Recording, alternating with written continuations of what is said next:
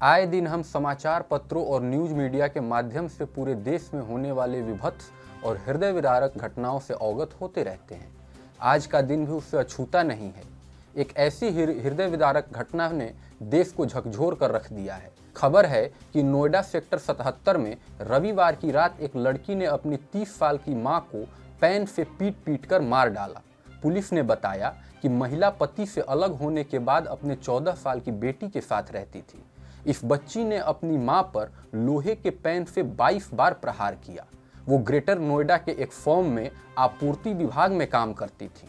देश के हर जागरूक नागरिक को इस दिल दहला देने वाली खबर के पीछे का कारण जानना चाहिए कि आखिर ऐसा क्या कारण रहा जो एक बच्ची को ऐसा क्रूर कदम उठाना पड़ा। प्रारंभिक जांच में पता चला है कि बच्ची की मां ने उसे बर्तन धोने में अपनी मदद करने के लिए कहा। इसी बात पर क्रोधित होकर बच्ची ने अपनी मां को ही मार डाला। अब आप सोचेंगे कि अरे यार, ऐसी खबरें तो आए दिन आती ही रहती हैं, फिर इस कृत्य की विभीषिका के प्रति अपने आंखें मूंद लेंगे।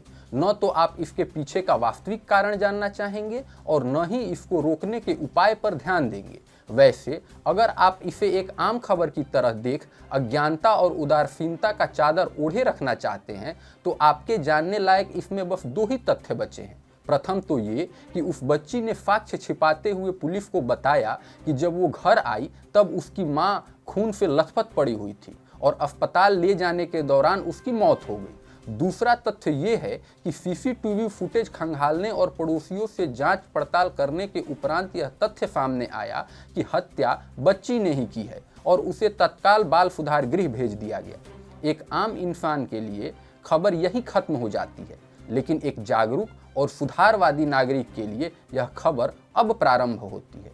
नमस्कार, आप देख रहे हैं TFI, जो है भारत का सबसे बड़ा अल्टरनेट न्यूज मीडिया पोर्टल, और मैं अनिकेत राज न सिर्फ आपको इस खबर की तह तक ले जाऊंगा बल्कि साथ ही राष्ट्र के कर्णधारों यानी कि बच्चों द्वारा की जा रही ऐसी निर्मम गलतियों के पीछे का वास्तविक कारण भी बताऊंगा। तो अविलंब आरंभ करते हैं। हमारे पुरखों ने हमें हमेशा समझाया कि अगर समाज पतन की ओर उन्मुख होने लगे तो हमें अपनी संस्कृति और शास्त्रों की ओर देखना चाहिए, क्योंकि वो आज भी उतने ही प्रासंगिक हैं जितने कल थे। आपको विश्वास नहीं हो रहा तो रामचरितमानस का ये दोहा सुनिए। सुनु जननी सोई सुत बड़ भागी, जो मातु पिता वचन अनुरागी। तुलसीदास जी मर्यादा पुरुषोत्तम भगवान राम को इंगित करते हुए लिखते हैं कि जब माता कैकेयी ने राम को दशरथ वचन और उनके अनुपालन हेतु राम को वन जाने का आदेश सुनाया, तब राम ने क्या कहा। इस दोहे के माध्यम से तुलसीदास ने कहा है कि कैकेयी का आदेश सुनते ही राम आनंद से झूमने लगे और उन्होंने कहा कि हे माता, माता पिता के चरणों में प्रेम करना तो फिर भी सरल है, लेकिन वह पुत्र दुनिया का सबसे सौभाग्यशाली पुत्र है जिसे अपने माता पिता के वचन से प्रेम करने का अवसर प्राप्त होता है। राम अपने अधिकारों और अपने प्रति हो रहे अन्यायों के खिलाफ प्रतिकार करने के बजाय कैकेयी को धन्यवाद देने लगते हैं, क्योंकि उन्होंने राम को मर्यादा पुरुषोत्तम राम बनने का अवसर दिया। अब आज के परिप्रेक्ष्य में सोचिए, क्या हमारे बच्चे ऐसे हैं?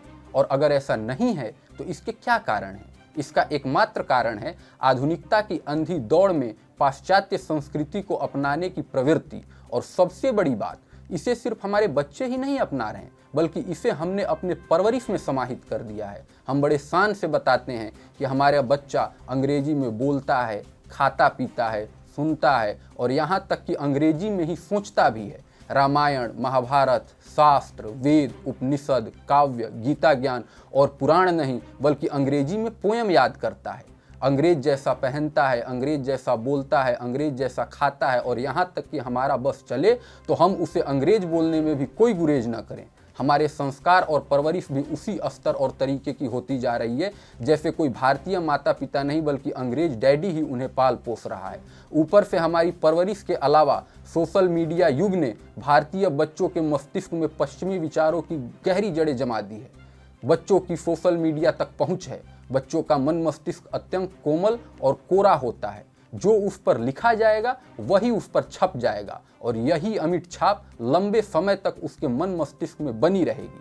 आजकल के बच्चे अपना ज़्यादातर समय मोबाइल, टीवी, दोस्त और माँ बाप के साथ बिताते हैं। अब आप स्वयं सोचिए, इनमें से कौन सा व्यक्ति या कौन सा स्थान भारत की गौरवशाली संस्कृति, विचार या फिर वेद से उन्हें अवगत करा सकते हैं। उनके माता पिता स्वयं उनमें भारतीय संस्कृति के प्रति हीन भावना और पाश्चात्य संस्कृति के प्रति गौरव का भाव भर रहे हैं। रही सही कसर पूरी करने के लिए हम कच्ची उम्र में ही उन्हें मोबाइल थमाकर अंग्रेज बनाने वाले विद्यालय में भेज देते हैं तो हमें क्या मिलेगा, आप स्वयं समझ सकते हैं। इसका परिणाम यह होता है कि माता पिता का अपने बच्चों पर कोई अधिकार नहीं रह जाता और माता पिता के अधिकारों को खारिज कर स्वतंत्रता या यूं कहें उनसे छुटकारा पाना बच्चों की नैतिकता में शामिल हो जाता है और इसके परिणति स्वरूप वो बार बार अपने माँ बाप की शिक्षाओं की अवहेलना करने लगते हैं और कभी कभी उनकी हत्या तक कर देते हैं, क्योंकि हम और आप बचपन में उन्हें राम, कृष्ण, भीष्म और अभिमन्यु की कहानी तो सुनाई नहीं होती।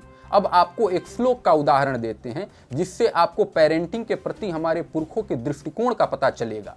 लालयेत पंचवर्षाणि 10 वर्षाणि ताड़येत प्राप्ते तु षोडशे वर्षे पुत्रम मित्र वदाचरेत, अर्थात 5 वर्षों तक पुत्र को अत्यंत लाड़ प्यार से पालना चाहिए, 10 वर्षों तक उसे शिक्षा, उपदेश और कर्तव्य का पाठ पढ़ाना चाहिए। ध्यान रहे, यहाँ ताड़ना का अर्थ मारने पीटने से नहीं है और जब बच्चा 16 साल से अधिक का हो जाए तब उसे मित्रवत व्यवहार करना चाहिए। पर शायद हम इन चीज़ों को भूल चुके हैं, इसीलिए हमारे बच्चे भी भटक रहे हैं। स्वयं सोचिए, ऐसा है कि नहीं।